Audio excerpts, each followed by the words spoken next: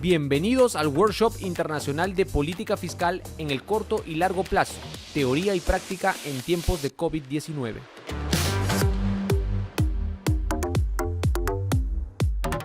Bueno, fue un gusto la invitación de leer este trabajo que es súper interesante.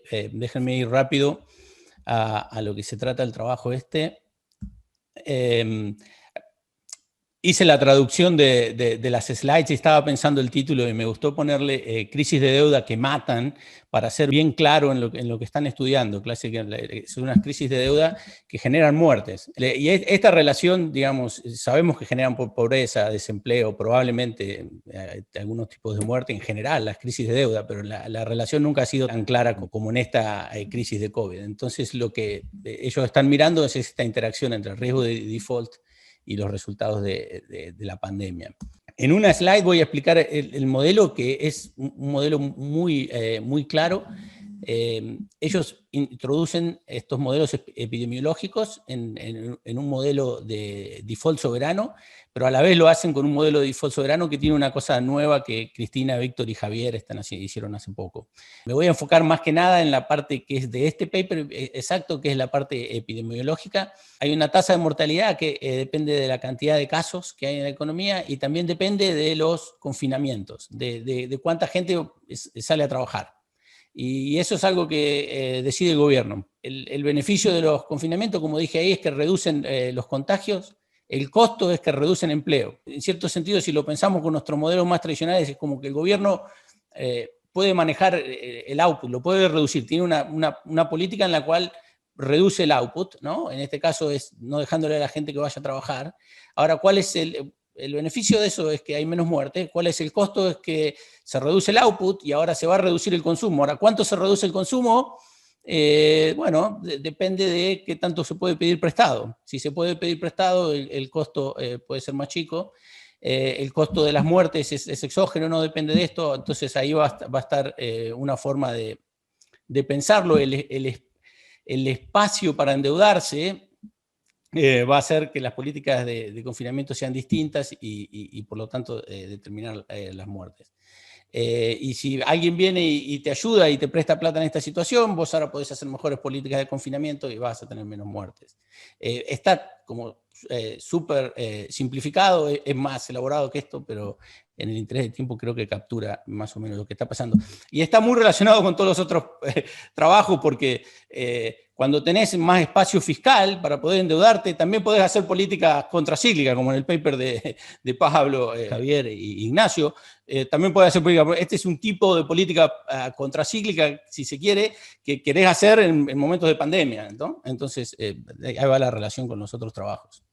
Lo que voy a hacer yo es dos cosas sencillas en poquito tiempo. Una es mirar un poco de datos. Tengo que reconocer acá que el trabajo de Cristina y los autores fueron líderes y yo todavía no me había acostumbrado a estar en mi casa con la pandemia y ellos ya tenían un paper de COVID listo. O sea, el paper este salió muy rápido cuando empezó esto. Entonces, yo lo que lo voy a hacer ahora es evaluarlo y una cosa es mirar, decir, ahora hay más datos, déjenme mirar un poco de datos que nos pueden informar sobre el modelo, ¿no?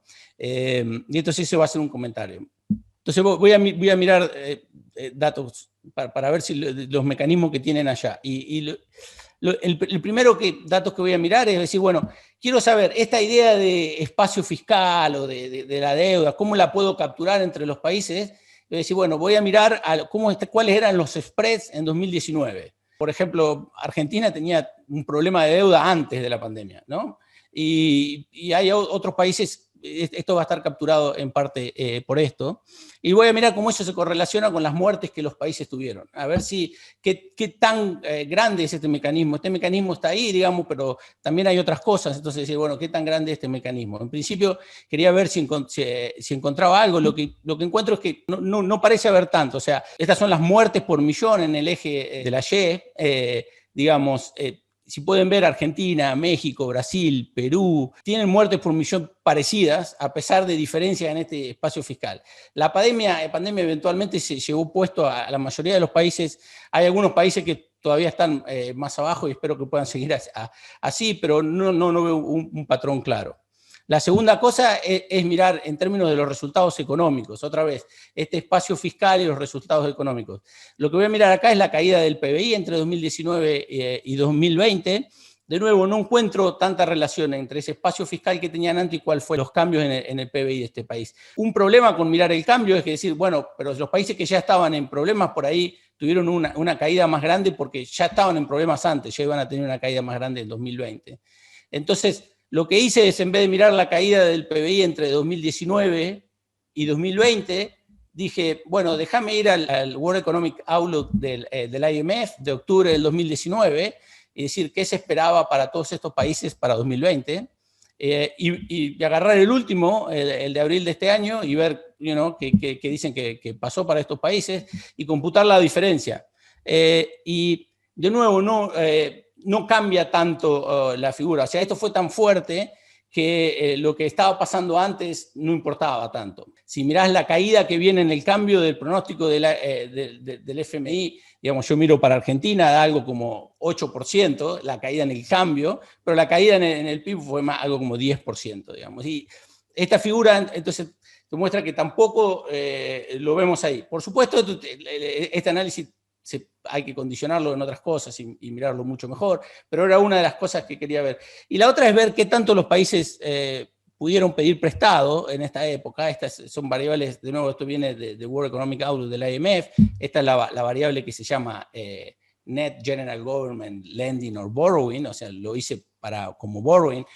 Cuánto pidieron prestado los países en porcentaje del PBI en esta época, y por ahí hay un poco una relación, que los países que tenían más problemas pudieron pedir prestado menos, ¿no es cierto? Quiero ver esto de la idea de, ok, pude pedir prestado para responder a la pandemia, y de nuevo, lo que quiero hacer con esto es decir, bueno, este es el tipo de variaciones entre países o entre cosas que este modelo podría ser capaz de explicar, y bueno, acá estoy tratando de hacer una primera pasada a los datos. Algo bueno de trabajar en la Reserva Federal que tenemos a Areis, que le pedimos, búscame todos estos datos y te los juntan en un par de días. Bueno, el segundo comentario, y acá voy a ser bien rápido también, y esto, tengo que ser honesto, es un poquito de publicidad, algo que estamos haciendo nosotros, es decir, ellos capturan el elemento fundamental y el modelo es estilizado y es muy lindo el modelo mismo, pero como decían Evia y Neumeyer en este artículo que Cristina citaba más temprano, la pandemia fue como una tormenta perfecta para estos países. Le pasaron muchas cosas al mismo tiempo, entonces hay otras cosas que pasaron que ellos se están abstrayendo en el modelo, y yo creo que pueden explicar algunas de las diferencias que quizás hay entre los datos y lo que pasó en el modelo. Yo me voy a mencionar rápido dos, para dejarlo corto, y son cosas que miramos en este paper con Emilio, Julián y Fernando. Una son los términos de intercambio, y la otra, política monetaria.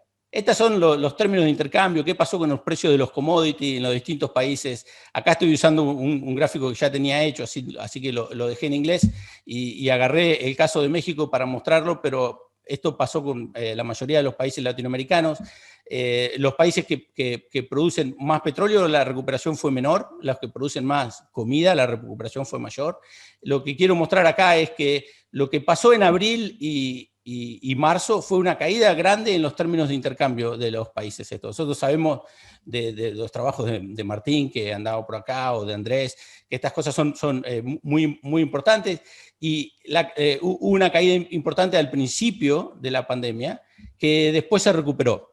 Entonces, yo creo que esto nos puede ayudar a entender algo que Cristina explicaba, que el modelo de ellos no alcanza a capturar, que era esto, que el pico que se dio en abril en los spreads de la deuda, de la crisis de deuda, las cuestiones mejoraron pasando abril bastante rápidamente, como muestra el gráfico de la derecha, y yo creo que probablemente tiene que ver con la evolución de los términos de intercambio. Pero bueno, esto es una idea que buscamos en el otro trabajo.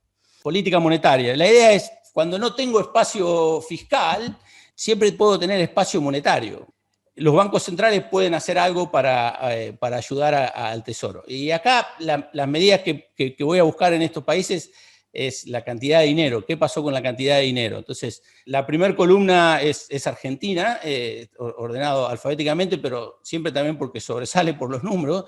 Lo que ves es que Argentina no tenía espacio fiscal, calculo que es el ejemplo más claro del país que no tenía espacio fiscal, pero pudo expandir la cantidad de dinero. La cantidad de dinero, de nuevo, esto también no es directamente la política del Banco Central, pero se ve que mientras que durante 2010 a 2019 la cantidad de M1 y M2 aumentaban a una tasa de casi 30%, el año pasado aumentaron cerca de 80%. ¿Okay? Entonces el gobierno siempre puede ir a este instrumento, y eso puede ser algo también que ayudó a aliviar la severidad de la crisis. Creo que estamos argumentando en ese trabajo que esto los ayudó a los bancos centrales también por un comportamiento que estamos tratando de entender en la demanda de dinero de la gente, que quizás por la incertidumbre o por no poder gastar, acumuló dinero y permitió que este aumento de la cantidad de dinero no se traduzca en tasas de inflación grandísimas. Pero bueno, estas son dos cosas que quería marcar que me parece que